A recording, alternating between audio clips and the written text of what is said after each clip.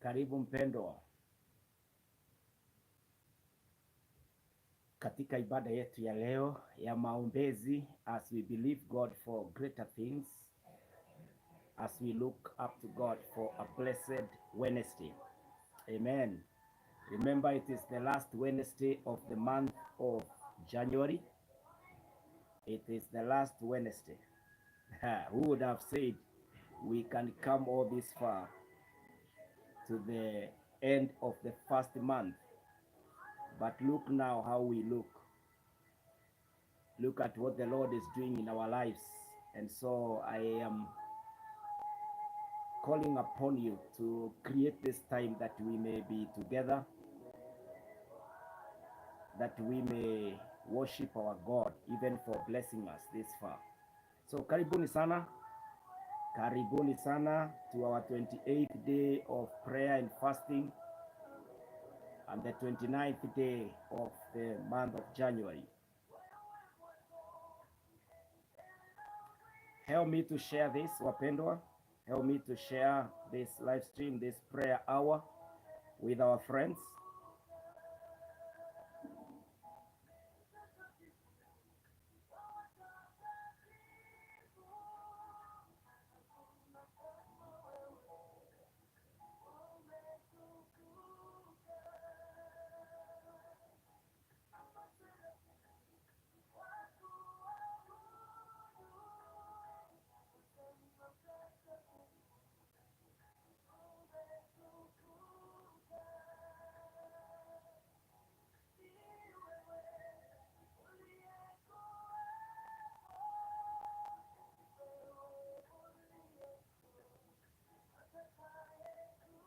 Mary Boro, good morning. Martin Ndomia, good morning. Caroline, good morning. Terry, good morning. Welcome on board, all of us, that we may pray together, we may continue together this morning for the glory of God. Hallelujah.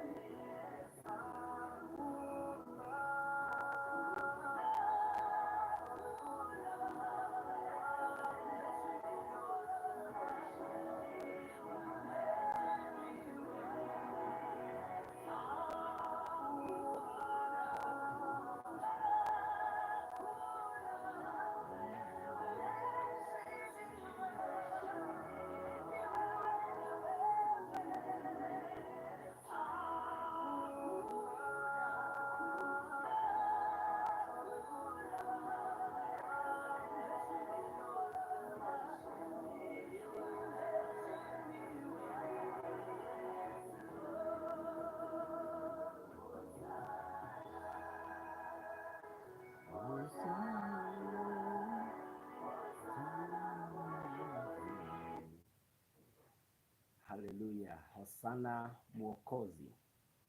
Our gracious God. He is our Mwokozi. He is our Savior and the love of our hearts. And so this morning we come before God with all thanksgiving, glorifying, worshiping, and giving Him honor and adoring His holy name. We have no other. He is the loving God Almighty. From everlasting to everlasting, He is our God. He cannot be overcome by anything. He is the lover of our souls. And so this morning I pray with us that being the 28th day on the mountain of prayer, remaining only with 12 days to the point of our covenant with the Lord, we ask the Lord to give us 40 days on His mountain, and within the 40 days to help us to pray in the Spirit that we will take over and empty the year 2025. Every blessing in it, we will not miss it. Every message in it from the Lord, we will not miss it.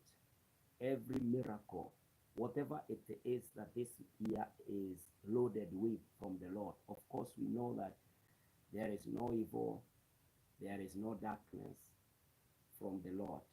The Bible says in the book of James that every good and perfect gift comes from above. And that is what we are expecting from our Father, our loving God. And so this morning, I pray with us in the name of Jesus that we will be able to receive it by the grace of God. So we ask the Lord to give us 40 days from 2nd of January all the way to 10th of February. I pray in the name of Jesus that the face of the Lord will shine upon you, my brother, will shine upon me. The righteous right hand of God will uphold you, will uphold me, and we shall get to where our God ordained for each one of us in the year 2025. Na waombea ya kwamba hata mahali hatujui kuomba, the Holy Spirit of God will come alongside us and do His place, which is to intercede for us. Atatuombea na tutaweza kufaulu na kupokea kutoka kwa Bwana katika jina la Yesu. And so this morning, mpendwa, ninakukaribisha katika siku njema ya kuomba na kufunga, the kind of fasting that we are doing. For those of us who could be joining us for the first time, we are doing the partial fasting. With the partial fasting, you take vegetables, you take drinks, and you also take fruits. And so that's how we have been surviving since January 2nd all the way to 10th of next month, which is this Saturday. This Saturday will be 1st of February. And so next month ishafika, and then 10 days into it, and we shall be strong 40 days from the mountain of prayer.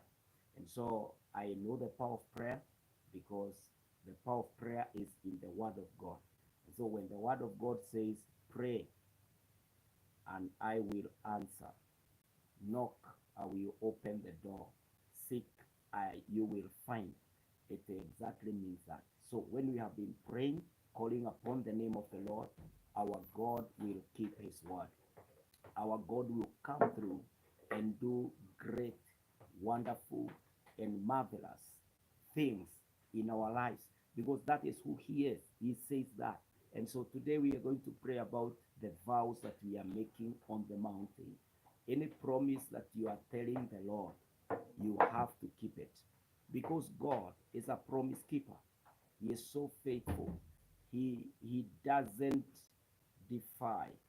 He doesn't destroy. He doesn't go against what He promised. God is a promise keeper. We must match Him. Na ninawaombea ya kwamba we will not be overcome by the desires of this flesh, the disruption of this flesh, whereby unamwambia Mungu, ukinipatia kazi mimi nitakuwa mwaminifu kwa kutoa fungu, and then unapewa kazi, unaanza kuchukua hizo pesa ndizo unajenga nazo, hizo pesa ndizo unapeleka wazazi hospitali nazo, hizo pesa ndizo unajibamba nayo, you forget it. Our God doesn't look like such kind of people who never keep their vows. We shall see in the scriptures. And so mpendwa, today as we come from the mountain of prayer, we want to match our God. We want to walk with God. We want to love the Lord all the more. Kwa hivyo ninakukaribisha katika today's encouragement in the morning, even as we continue with the 28th day of prayer and fasting. And I want to believe you are praying. You are not just starving. Si chakula tu unasusia, haukuli chakula. No, we are not on a contest whereby we want to see how long we can go without food. Hapana. This is a divine conversation. We are aligning ourselves with the victory from God in the year 2025. We are overcoming mountains. We are collapsing all the ways and all the plans and the programs of the enemy against our lives. We are praying that we will even catch up with whatever that has been meant for our lives, but it has taken forever to be fulfilled. It is a place of development. The place of prayer is a place of engagement. It is a place whereby battles are won. It is a place where life is lived. Hallelujah. It is where you determine where you want to go. At the mountain of prayer, you receive the compass direction to your life, to your blessings. The purpose of your life can only be if it is founded in the giver of it, who is God. And so the devil fails at the mountain of prayer, confusion fails, the powers of darkness collapse, even the interferences with the flesh and blood, they are overcome at the place of prayer. Na kwa hivyo katika huu mlima wa maombi mambo mengi inatendeka. You know, I was telling the Bible study team, the people who came for Bible study yesterday in the church, we usually run a very robust kind of Bible study to grow ourselves so that we can become fully grown Christians who can stand out there and declare the will of God. And so yesterday we were asking ourselves, how do you believe that here in Kenya, the program for M-Pesa, how do you believe that in your phone there is money? And the members were saying, you deposited and you have an account.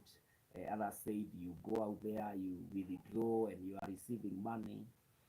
But I told them, from my point of view, there is no money in the phone. And actually, if you break that particular handset, hiyo gadget uipasue hivi, haitatoka pesa ndani, hautapata account hapo ndani. Even right now when you go to your bank, ufungue hiyo account yako, hakuna kitu kinaitanga account yako ati kuna ka box kwa bank, pesa ile unaletanga wanawekanga hapo mpaka siku utakujia. Hapana. It is all faith that there is money in your phone registered in your name. And guys in the shop, when you go, you just write a few things, you put the password, you put the amount, you click send, and then you carry things, and you did not pay because the person there selling believed that transaction is about faith. And so I told them, the way you have faith that for sure that is money, it is the same way you should believe that the prayer you sent to God, there is God. You don't have to see him. He has already manifested in the past.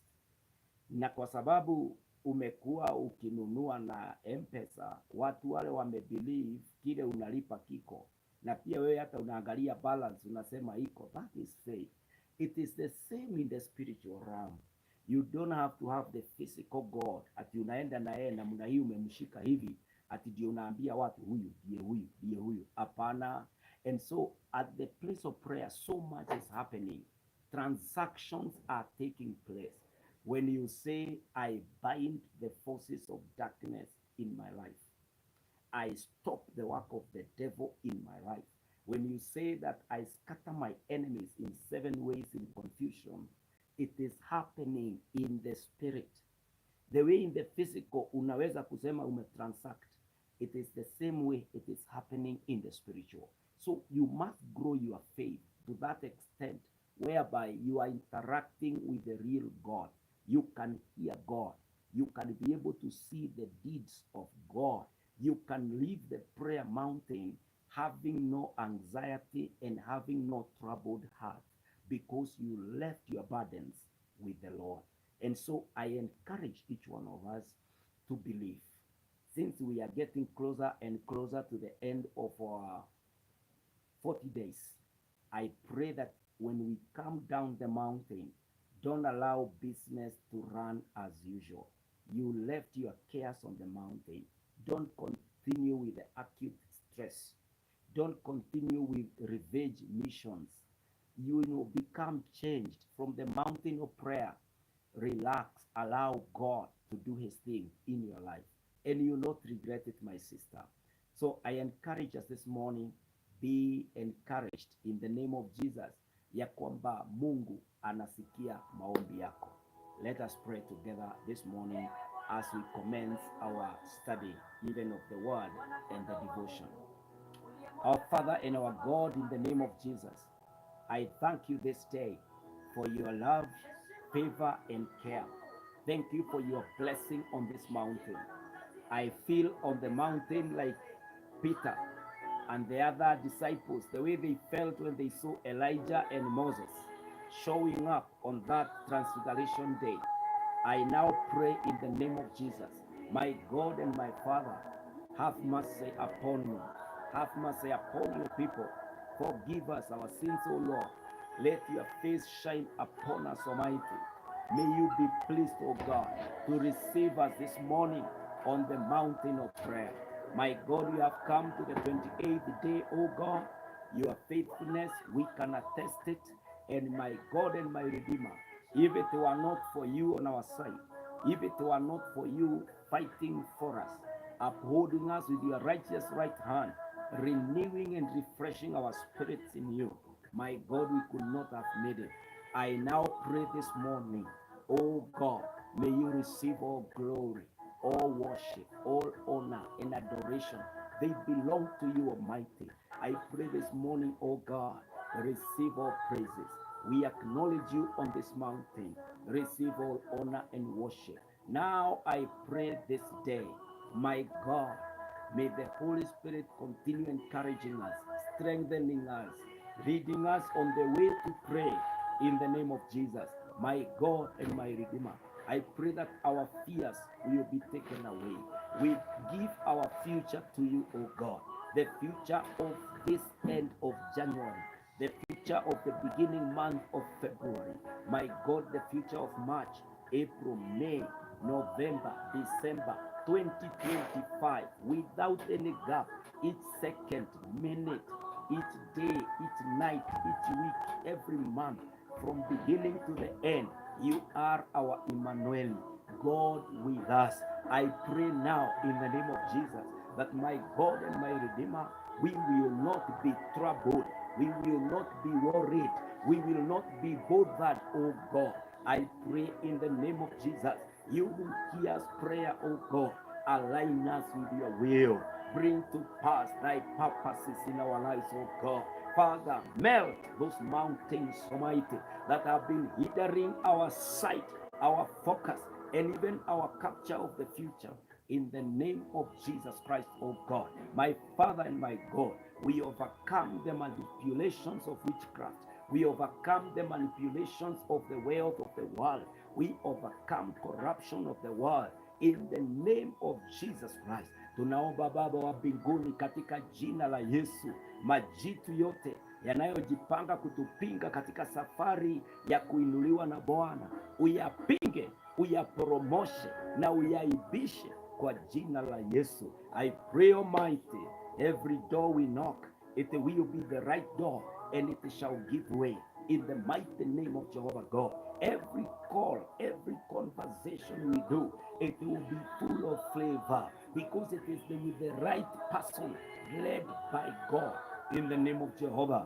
Every right thing we do, I pray, Almighty, there will be no typos in the name of Jesus Christ. Baba wa mbinguni, we shall talk with the right people.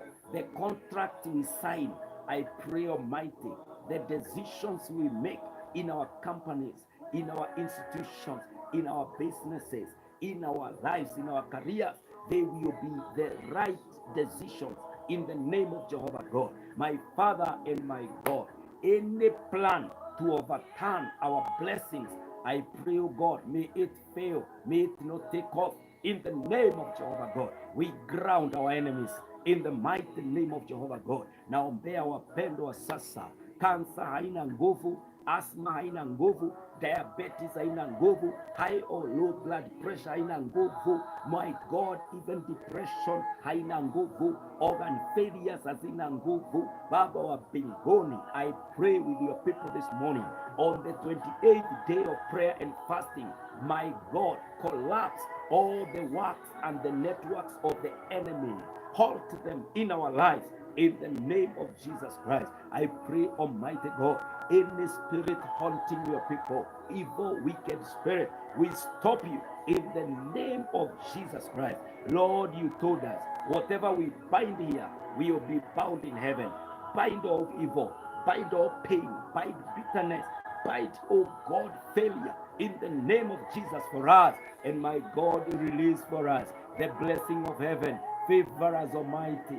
Take us to the next level in the mighty name of Jesus. My God and my Redeemer, I pray, oh God, be pleased, Almighty, to grant this prayer. Be pleased, Almighty, to grant this intercession. My God, our fasting is not in vain. We know you are there. We know you are working it out, oh God. Father, we shall look back and we shall say, we have seen the hand of the Lord, and we bless the name of our faithful God. This morning, help us, Almighty. This day, oh God, carry us in your hands, Almighty. Enenda mbele Bwana, wakabili maadui wetu, wakabili nguvu na mamlaka za mapepo, kabiliana na magonjwa, kabiliana na ajali, kabiliana na kifo, kabiliana na majuto, kabiliana na makesi, kabiliana Bwana na hata wanaojifanya ni marafiki wetu, but they are agencies of darkness. They will fail, they will backfire, they will not make any progress in the name of Jehovah God. Baba wa mbinguni, tunaomba katika mlima huu, wewe usikiae maombi, my God, do it, oh God. I stretch my hands over your people and I pray, Jehovah God, whatever condition they are in right now and they are asking you to come through, Lord, let it be done. Come through for them, Jehovah. Let them register this miracle and praise your name in the name of Jesus. Baba wa mbinguni, umetukuka, umeinuliwa na umeheshimika, na kushukuru kwa sababu ya kazi zote umetupatia. Tunasema ni asante, iwe biashara, iwe ofisi. Baba wa mbinguni, all the careers, I bless them this morning in the name of Jehovah God. Wapendwa wanaposafiri, wape safari njema, wakiondoka wakielekea. Wale ambao tayari hata washafika kwa ofisi zao, na wabarikisha asubuhi njema ya kwamba watafanya kazi ya baraka in the name of Jesus. Watoto wetu wakielekea shuleni, wabariki na uwajalie, na Mungu wetu uwazingire na upendo wako na nguvu yako, uwalinde katika jina la Yesu. Naomba Bwana, wale wanaelekea kotini, wengine wanaelekea hospitalini, wengine wanaelekewa, Mungu wetu, kwa mahali tofauti, enenda mbele yao, watangulie Bwana, wakajue wewe ni Mungu pamoja nasi. Tunakushukuru asubuhi njema, tunabarikisha kanisa, endelea kuinua wachungaji, kubariki ushirika, kubariki wapendwa wote wa Kristo kwa jina la Yesu. Baba wa mbinguni, tunaombea hata taifa letu, tunabarikisha nchi yetu ya Kenya. Bariki wapendwa wote, bariki wananchi wote. Endelea Baba kubariki uchumi wetu kwa jina la Yesu. Naombea even our security, ya kwamba utaendelea kulinda mipaka ya taifa hili, even the interior security in the name of Jesus. Baba wa mbinguni, viongozi wa taifa hili na wakabidhi mikononi mwako, that they will stick to the mandate, they will love the nation and do it honestly. Oh, what you have entrusted with them for us in the name of Jehovah God. Baba wa mbinguni, tujalie tusikie tukiomba, tuneemeshe katika mlima huu na utujalie Baba wa mbinguni, na hata wakati huu tunaposoma neno lako, naomba Bwana utunenee na Mungu tusikie tukiomba. Wapendwa wote na waweka mikononi mwako, ya kwamba kuna ushuhuda kwa huu mlima, vile ulikuja ukawatendea na vile utaendelea kutenda katika mwaka wa 2025. Asante Yesu, asante Baba wa mbinguni, asante wewe uliye kibilio na msaada wa karibu. Tunakuaminia maisha yetu mwakani huu wa 2025. Bless us, Lord. Hear our prayer, Almighty, each one of us as we come and break down before you. My God, I pray, raise us, ordain for us a year of fruitfulness, abundant supply in the name of Jehovah God. My Jesus and my Father, teach us your ways. Show us the path to go through. And our Lord, help us, my God, even to know when you are with us. We bless you, we worship you, we acknowledge you this morning, and we are in your hands on the 28th day of prayer and fasting. This is my prayer, even for your people before you, Lord. In Jesus' name, I pray and I believe. Amen. Amen. Amen.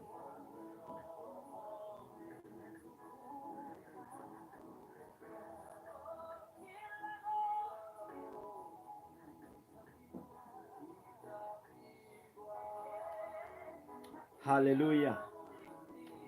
Praise the name of the Lord. Bwana asifiwe. Today, wapendwa, and I know maybe this is something that has been happening in your prayer, is that many times when we go before the Lord, we make vows.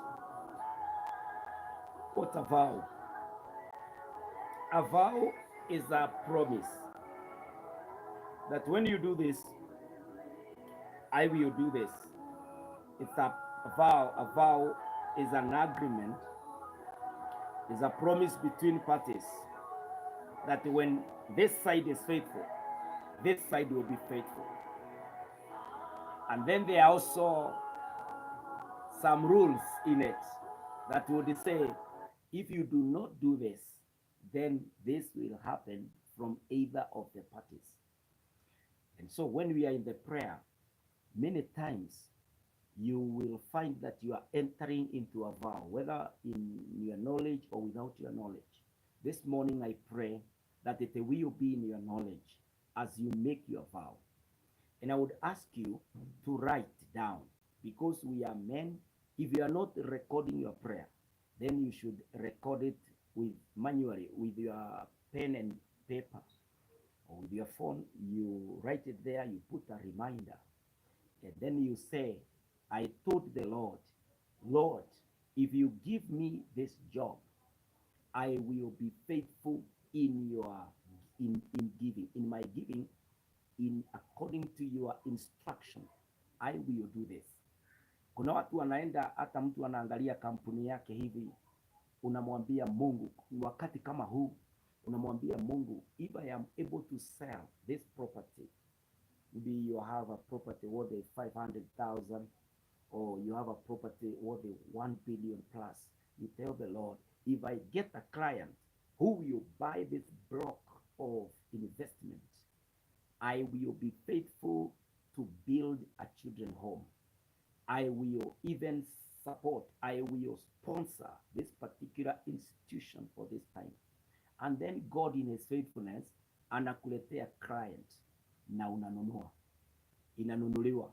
Unaangalia the amount of money ambayo imepeanwa na unauliza, really? Mimi nichukue, for money like 500,000 is a lot of money that you are going to give from there. You are looking at that amount and you are saying, mimi kwa 500,000, mimi nichukue around 50,000 nipeleke kanisani. Hapana, haiwezekani hiyo, hapana, hiyo sipeleki. And you are there struggling. You are there having God having honored his part wewe uko pande hii ingine, you are dishonoring, and then you invest the 500,000, then you come back to the same God. Maybe you are even in this prayer mountain, you are telling the same God, God, mimi nataka kuwekeza $500,000 na ninakuaminia hii $500,000 ya kwamba sasa itakuwa 5 million, utaipiga mara 10. And then you make another vow, unamwambia Mungu, Mungu ukinipatia 5 million, I will be faithful to give my 500,000. Mungu anaaminika. Then you don't give it because it is too much for you. Mpendo, anajaribu kupeana katika upande wa pesa, kwa sababu we are an economy, tumezoea pesa sana. But when we look in the scripture, utaona even vows of children, like Hannah telling God, if you give me a son, I will give him back to you. So it's not just money. There are things you say, Mungu, if you come through for my marriage, if you come through for my son, if you heal my son, I will be a faithful teacher of the kids in the church. And then God is faithful. God can be trusted. He is trustworthy. Anakuja, anakufanyia. I am praying in the name of Jesus this morning that we will be able to keep our vows, ya kwamba Mungu akikubariki. Na mimi naongea kama mchungaji ambaye nimekuwa kwa haya maombi kwa muda sasa, na watu wanakuja hata kanisani wananiambia, pasi niombee. Mungu mimi akinitendea, wewe ndugatangika ni ministry. Mimi nimeomba na watu wanabarikiwa, wanachak. Sasa hiyo ndio wanafunguka macho na wanaondoka. And so if you can be unfaithful to a person like me, an ordinary person, how about that God ambaye hata uliomba maombi mengine hata ukubukangi uliomba na ukaweka vow? So write your vow down, what you tell the Lord, ya kwamba ukinifanyia hivi nitafanya hivi. Weka hicho kitabu. When you have written it down, referring and trying to look at it, it also boosts your spirit. It encourages, it motivates you to see the faithfulness of God. Yani unaweza kutrack God, useme na ni kweli mimi niliobanga Mungu ya kwamba nisiwahi kosa rent, na sasa mwaka mzima ni kweli mimi sijakosa rent. Mungu ni mwaminifu. Kumbe maombi, kuna Mungu huwa anajibu maombi. It helps you to grow. Lakini kama uliweka vow, it also encourages you to honor, because God is honorable. God is trustworthy. Yeye pia anatenda na anafanya lile ambalo alisema atalifanya. In the book of Deuteronomy chapter 23 verse 21 to 23. Deuteronomy 23 verse 21 to 23. The Bible says, when you make a vow to the Lord your God, you shall not delay to pay for it, for it would be seen in you, and the Lord your God will surely require it of you. So in verse 21 it says, when you make a vow to the Lord your God, you shall not delay to pay for it, for it would be seen in you. Ni dhambi kwako na Mungu atahitaji, and the Lord your God will surely require it for you. Hallelujah. And so you should either you stop making a vow or you meet the vow. Verse 22 says, however, if you refrain from vowing, it would not be seen in you. Ukikataa kuweka this vow, haitakuwa dhambi. Lakini ukiweka vow and then you don't do it, verse 23 says, you shall be careful to perform what goes out from your lips, just as you have voluntarily vowed to the Lord your God what you have promised. You shall be careful to perform what goes out from your lips. The way that we vow to our partners when we are getting married, and the way it is dirty and messy when you contradict, when you break the vow, it is the same even in the spirit. When you vow to God and then you do not honor your vow, it is a sin. Ndio tumesoma, when you make a vow, Deuteronomy 23, 21 to 23, when you make a vow to the Lord your God, you shall not delay to pay for it, for it would be sin in you, ni dhambi, and the Lord your God will surely require it for you. However, if you refrain, if you stop from vowing, it would not be sin in you. You shall not, you shall be careful, you shall be careful to perform what goes out from your lips, just as you have voluntarily vowed to the Lord your God what you have promised. Ile ahadi unaweka mbele za Bwana na unaingia katika maagano na Mungu, unamwambia Mungu, haki mimi ninaomba, ukinishindania hii vita, ukinipigania hii vita. You remember people like Jephthah, wangeenda kwa vita, wanamwambia Mungu, ukinipigania vita hii, unishindanie hapa, nikirudi nyumbani, chochote ambacho kitakuwa cha kwanza kufika kwa macho yangu, mimi nitakutolea. Unfortunately, ni msichana wake wa pekee alitokea mbele yake na alitoa. Because when you vow before the Lord is so faithful to keep his part. Na kwa hivyo wapendwa, it is better not to vow than to break a vow. Kama uliwekea Mungu vow, please be faithful to keep it, because our God is so faithful to come through for his word. Na kwa hivyo wapendwa,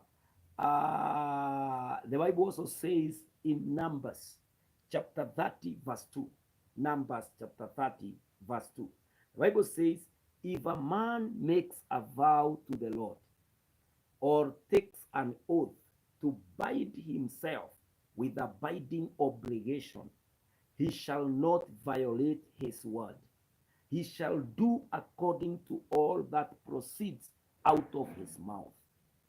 If a man makes a vow to the Lord or takes an oath to bind himself with a binding obligation, he shall not violate his word. He shall do according to all that proceeds out of his mouth. Yani, ukiamua ya kwamba ninaapa, I am vowing, I am telling the Lord, if this case will collapse in my favor, if justice will be served, if I receive back my property, I will give this, I will do this. Mpendwa, that's a vow. Each man should take responsibility. The oath, the vow is binding. If there is a binding obligation that you connected to your prayer, make sure that you are faithful to keep it. Yani, wekea Mungu. Watu wengi wanakuliwa, they are suffering the consequences of being unfaithful to your vow to the Lord. We are suffering because you came, you told the Lord, Father. Hata wengine wanaendaga extent, wanasema if I do not meet my vow. Muliona vile tulikuwa tunafanya tukiwa watoto, unasema I swear, alafu anakuuliza usipofanya hivyo nikufanyie nini? Ulikuwa unasema kitu ingine, unasema ati ukuje sijui unigonge na nini, usiwahi ni trust tena, usiwahi nifanyia hivi. Wapendwa, alafu wewe unavunja ile oath, and so you suffer the consequences. I am praying with us while on the mountain. I plead with us while on the mountain. If you are making a vow, please write it down, ili wakati tunashuka kwa mlima na Mungu atatenda. You must keep your vow. Don't be a swindler, mtu ambaye haweki vile ambavyo Mungu alisema. Bible says in Malachi, kuna swindlers, watu ambao wanabadilika. Bible says, but cast be the swindler who has a male in his flock and vows it, but sacrifices a blemished animal to the Lord. For I am a great king, says the Lord of hosts, and my name is feared among the nations. You know, the prophet says, cursed is the swindler who has a male flock and vows it. Yani huyu ni mtu tajiri ako amesema huyu kondoo dume ndiye nitatolea Mungu. And then the Lord is faithful kufanya kile ambacho huyu alikuwa anaapa. The Bible says, but this swindler sacrifices a blemished animal to the Lord. Yaani Mungu anasema huyu aliniambia atanipatia yule kondoo ambaye amenona, yule kondoo ambaye ni mkubwa na ni wa kiume. Alafu mimi ninaaminika ananitolea kondoo mgonjwa, yule ambaye ni mnyonge. The Lord says, I am a great king and my name is to be feared. I will destroy this guy. Cursed is the swindler. Wapendwa, wakati mwingi tunaapa, unamwambia Mungu, ukibariki ndoa yangu. Hata wengine tuliapa tukasema, Mungu ukanisaidia niolewe, Mungu ukanisaidia nipone huo ugonjwa, Mungu ukanisaidia nikubalike nikienda kwa wazazi, Mungu ukanipatia hii visa, Mungu ukanipatia hii kazi, ukafanya wale nimekopesha wanilipe. I will do this. The Bible says, cursed is the swindler. Mtu ambaye anageuka, anabadilika, anasema sasa this is too much. Unajua hata nimeona watu wanaomba Mungu kwa kanisa, wakati mwingine tunaombea watu tunasema God will make you millionaires. God will raise financiers of this ministry. Alafu Mungu anakubariki na milioni. Badala ya kuaminika katika lile kanisa lako, unaanza kudistribute your tithe. Unakuta saa hiyo ndio unajua kanisa fulani inajenga Sunday school class, kanisa ingine sijui mahali ulitoka nyumbani ndio unaenda kujengea pastor pande hii. Na kube the vow was under this anointing, Mungu ukanibariki katika chini ya mafuta haya, I will support the vision of the pastor. Unabarikiwa. Lakini saa hiyo ndio sasa unaona your pastor cannot handle such a serious amount of money. Ama hiyo kanisa unaiona, unaiangalia hivi, unasema hii atanikisha tu wanunulia kaploti kamoja, sasa mimi ni tajiri, nitaenda kwa kanisa ingine kubwa. You forget your vows. It is like you now become a colleague with God. My friend, right on the mountain, these are tough things I'm talking about. But when you read Malachi 1 verse 14, it tells you, cursed be the swindler who has a male in his flock and vows it. Anamwambia Mungu, if you bless me with this, I will do it. But sacrifices a blemished animal to the Lord. For I am a great king, says the Lord of hosts, and my name is feared among the nations. Wapendwa, when I was reading this scripture, I was telling the Lord, Father God, please help me. Na mimi unisaidie ya kwamba vile ambavyo nimetoa ahadi zangu kuapa kwangu, unisaidie kutimiza. Because God is a great king, he says, and his name will be feared. Ndio anasema, cursed is the swindler. I will curse that guy. I will bring down that man who thinks anaweza kunibadilisha, anaweza kunileta chini, anaweza kunichezea katika keeping the vow. And our God is so serious, wapendwa, ataweka ahadi yote ambayo tumemwekea. So I pray that your vow will be honored. You shall keep it, and you shall keep that vow, and you shall honor it. You know, the psalmist in Psalm 50 and verse 14, he says, offer to God a sacrifice of thanksgiving and pay your vows to the Most High. Psalm 50 and verse 14. Offer to God a sacrifice of thanksgiving and pay your vows to the Most High. Pay your vows to the Most High. Ahadi ambazo umewekea Bwana zitimize, mpendwa. In Psalm 66 and verse 13, the Bible says, I shall come into your house with the burnt offerings. I shall pay you my vows. Hallelujah. And you there is in capital Y, meaning it is God.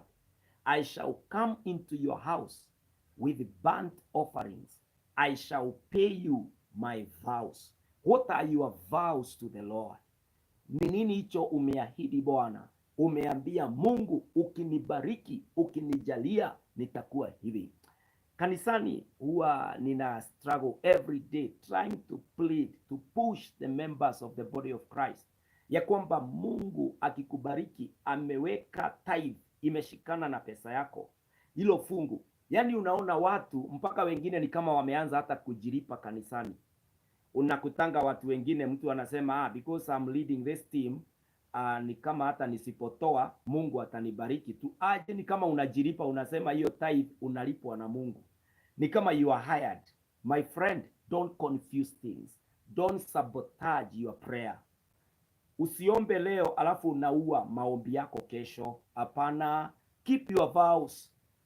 Kama umebarikiwa, honor the Lord with the way he has honored you. Lakini watu wengine wanasema God understands. Mungu anajuanga mambo yote. He is the Alpha and Omega. Anajua hiyo tithe sio ile inakulipia rent, sio ile inalipa fees, sio ile inakumalizia kujenga nyumba. Hapana mpendwa, hiyo sio ile inalipa loan. God still knows uko na loan na ako na ways. Hatusaidiani na God. Just stick to the lane of God. If you vowed, just honor your vow and the Lord will bless you. And do not think that tithing is a vow. And do not think that being trustworthy is a vow. That is the word of God. But kuna ile vow wewe mwenyewe unasema, God, ukinifanyia, ukiponya mtoto wangu hivi, my Lord, I will never miss church. And then mtoto wako anapona, but now on Sundays ndio mikutano ya chama, ndio mikutano ya kwenda kuona wazazi, you never show up in church. And you promised God ya kwamba ukinifanyia hivi, nitafanya hivi. Honor your vow, mpendwa.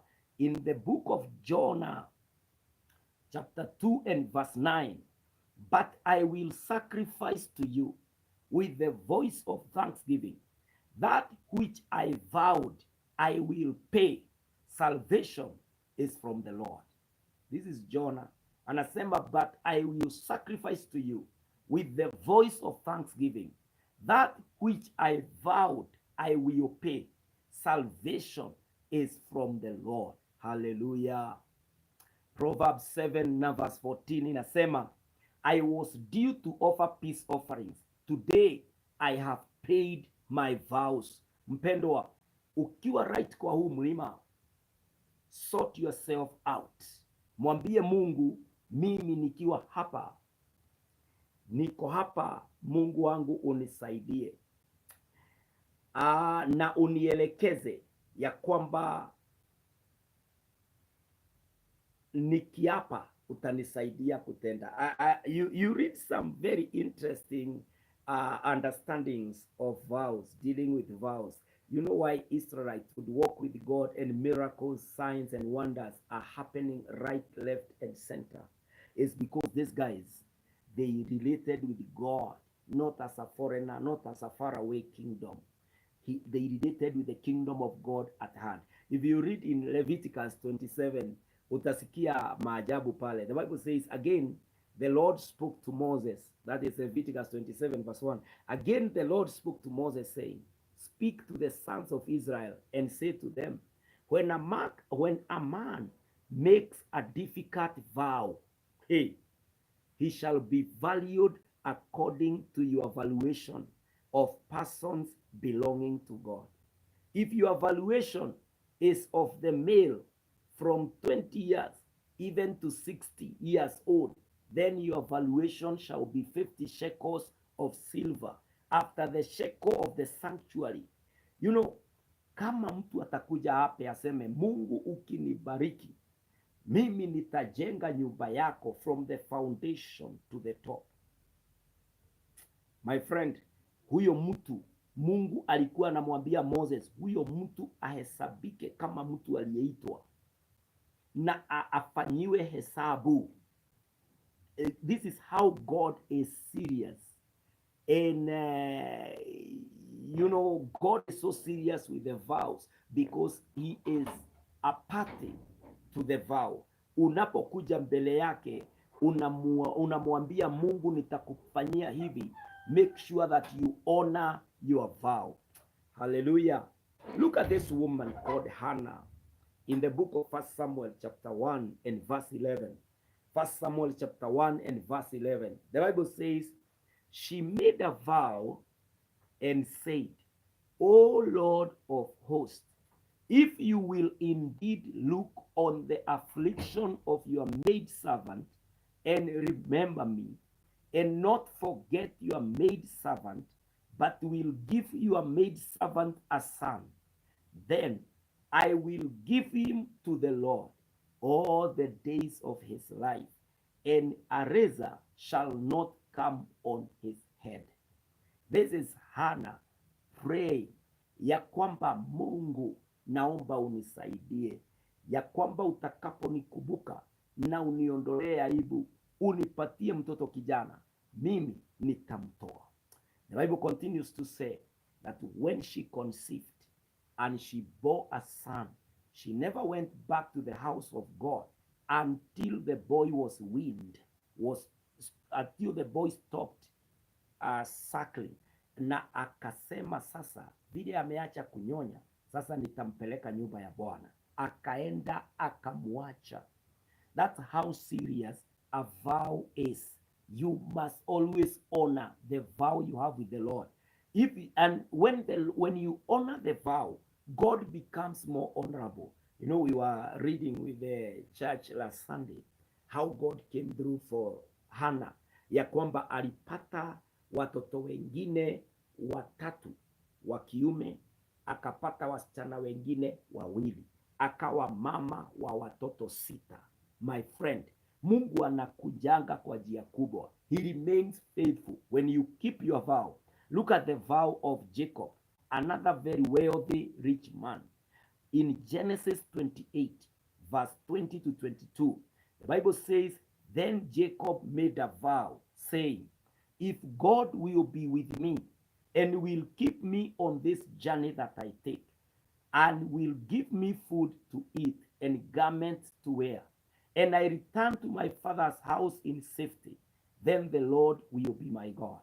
This stone, which I have set up as a pillar, will be God's house, and of all that you give me, I will surely give a tithe to you.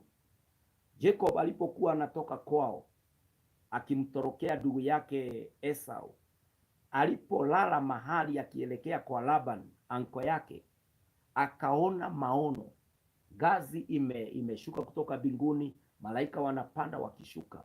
Hapa ndipo alimwambia Lord, now that I know you are in this place, mimi ninaapa kama nitaenda mahali naenda, na unibariki, nipate chakula, nipate mavazi, na niweze hata siku moja kurudi kwa nyumba ya baba yangu nikiwa mzima. Mungu wangu, hapa patakuwa nyumba yako, na nitakuwa ninatoa fungu la 10 milele. I am telling you to fast forward. Wakati Jacob alibarikiwa kule kwa Laban, aliporudi alikuja mahali hapa, na hapa pakaitwa Betheli, akatoa fungu la 10. Mpendwa, weka ahadi yako ambayo ulimwambia Mungu utampatia. Keep your vow. If you look at Judges 11 verse 30 to 40, you find Jephthah made a vow to the Lord and said, if you will indeed give the sons of Ammon into my hands, then it shall be that whatever comes out of the doors of my house to meet me, when I return in peace from the sons of Ammon, it shall be the Lord's, and I will offer it up as a burnt offering. And ukisoma, utaendelea kusoma in Judges 11 30 to 40, you will hear that his daughter came to meet him. He cried. because he knew I cannot break the vow. I am asking you, wapendwa, do what the scripture says in the book of Psalm 66 and verse 13 to 14. It says, I shall come into your house with burnt offerings. I shall pay you my vows, which my lips uttered, and my mouth spoke when I was in distress. I will come into your house. I will pay you my vows, which my lips uttered, and my mouth spoke when I was in distress. Wapendwa, make sure ya kwamba unaweza ona your vows, yale mambo yote mnasemeshana na Bwana katika mlima huu. Mimi nitakuomba ya kwamba utaweza kuwa mwaminifu, utaaminika katika mwaka huu, ili usiishi na majuto ya mlima. Ulienda kwa mlima ukasema, Mungu wangu, mimi ukinifanyia hivi nitafanya hivi. Please make sure that you honor it. I wind up as we pray with Psalm 116 verse 12 to 14. Psalm 116 verse 12 to 14. The Bible says, what shall I render to Jehovah for all his benefits to me? I shall lift up the cup of salvation and call upon the name of the Lord. I shall pay my vows to the Lord. Oh, may it be in the presence of all his people. I read again. What shall I render to Jehovah for all his benefits towards me?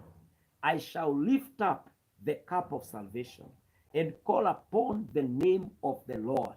I shall pay my vows to the Lord. Oh, may it be in the presence of all his people. Wapendwa, I pray that you'll be able to honor your vows. Zile ahadi unaweka katika mlima huu, endelea kuomba. Our Father and our God, I pray for ourselves that, Lord, we will be able to honor the vows we are putting on this mountain. Ahadi zote ambazo tunaweka, tunasema Mungu ukitubariki tutafanya hivi na lile. Kuna watu wanaomba utajiri, wanasema ukiwapa utajiri, Baba, nyumba yako na kazi yako haitawahi simama. Mungu naomba wakubushe, wasaidie, kwa sababu wewe utaaminika katika ule utajiri. Na watu wanasema ukinipa visa, ukinipa mtoto, ukinishindia maadui, my God, I shall do this. I pray, Almighty, help us to honor the vows in your presence. Baba wa mbinguni, wewe ni mwaminifu wa kuaminika. Katika mlima huu utatutendea, utatufanyia. You are the promise keeper. Help us, God, to keep our vows in the name of Jesus. I bless you and I thank you on this mountain. I pray for strength. I pray, oh God, that you shall refresh our spirit, that we shall be able to pray, even, Lord, as we await your blessings upon our lives. Thank you, Almighty. I bless your name and I call upon your name, that you are with us and that you shall bless us. This is our prayer on the mountain, 28th day. In Jesus' name we pray and we ask you to do it for us. Amen, amen, amen. Wapendwa, Mungu wa baraka aweze kuwabariki na kuwaneemesha, kwa sababu yeye ndiye ametuhifadhi katika mlima huu. Naomba ya kwamba utaendelea kuomba. Tuko katika siku yetu ya 28. Tunamwaminia Mungu mambo makubwa, tunamwaminia Mungu maajabu na miujiza, ishara, maisha ya baraka katika mwaka wa 2025. It is our season for abundant supply from the Lord. I pray utapata neema ya kuendelea kuomba. Wale ambao wanajiunga nasi for the first time, we are on our journey of 40 days of prayer and fasting. The kind of fasting we are doing is the partial fasting, whereby we are taking fruit, we are taking vegetables and drinks. Alafu tunaaminia Mungu. We are spending more time in prayer, in our minds, even through our trances. Tunaenda prayer centers, tunaenda kwa nyumba za Bwana, tunaomba na tunaombea hata kwetu by the grace of God. Kwa hiyo ofisi, you can get like 5 minutes, even lunch hour, unaweza kuwa unaregesha mlango, unaomba, unaaminia Mungu. May the Lord bless you. May the Lord keep you. Thank you so much for being faithful to join me every time I am live, na ninaomba neema iwatoshe. Mary Buru, God bless you. Martin, Caroline, Terry, Miriam Pato, together with Pato, may the Lord bless you. Edward, God bless you. Sarah Jaben, Grace Shiko, Gladys Wangoto, Kenyua George, Mr. Gikonyo and Mrs. Gerard, Maggie, Aline Mukami, Martin Shisuba, all of you. I cannot exhaust the number of you who are here. May the Lord bless you and may the Lord honor your prayer. If you would want to connect with me in this last days of our mountain, maybe for prayer item or another prayer item, you can contact me through that number 0725 743 631. You can inbox me, you can text me, you can WhatsApp me, and we can connect. Na Mungu akubariki, akuneemeshe. Tuendelee na kuomba zaidi, na vijana wote tutakuwa na maombezi this Friday from 9 to midnight. Naomba kama wewe ni kijana, the youth, unaweza jiunga nasi. Tutakuwa na that moment of praying for vijana and believing God that this year the Lord will bless all the young people in the name of Jesus. I minister with Voice of God Church and Ministries, located along Wayakiwe, opposite Mama Ngina Primary School. Voice of God Church and Ministry. Shalom, and may the Lord favor you and bless you. Amen. Amen.